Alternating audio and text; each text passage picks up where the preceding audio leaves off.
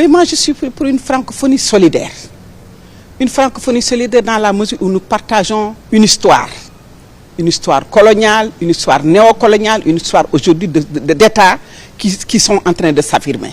Et un continent qui est en train de dire qu'il faut reconnaître la diversité politique, il faut reconnaître la diversité culturelle, et il faut que, que le multilatéralisme soit revisité et renouvelé.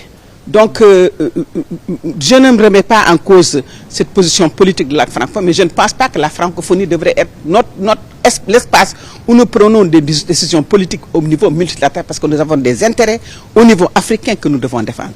Maintenant, si les intérêts de la francophonie en tant qu'espace culturel, de langue, convergent avec les intérêts de l'Afrique ou de notre sous-région, bien sûr nous sommes ensemble. Aujourd'hui, le Sénégal en tant que pays dont le président Senghor avait donné un passeport diplomatique à Yasser Arafat, qui préside le comité pour les droits inaliénables du peuple palestinien, ne peut pas s'aligner derrière la position politique de la francophonie par rapport à la Palestine. Et pourquoi?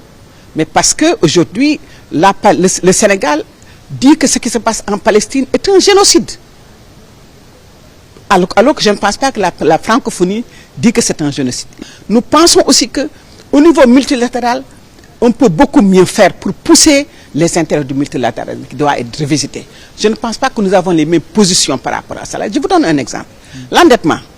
Aujourd'hui, je ne pense pas que la francophonie est en train de défendre les pays africains, les pays moins avancés, les pays membres de la francophonie qui disent que le coût de l'endettement est injuste. L'Afrique est le continent où le retour sur investissement est le plus élevé dans le monde en développement. Mais l'Afrique est le continent qui paye le plus cher pour emprunter de l'argent sur les marchés financiers, pour emprunter de l'argent. Et même pour emprunter de l'argent dans certaines institutions internationales, parce que le coût des politiques et des conditionnalités est très lourd sur l'Afrique. Donc je ne pense pas que ce sont des questions qui sont défendues par la francophonie.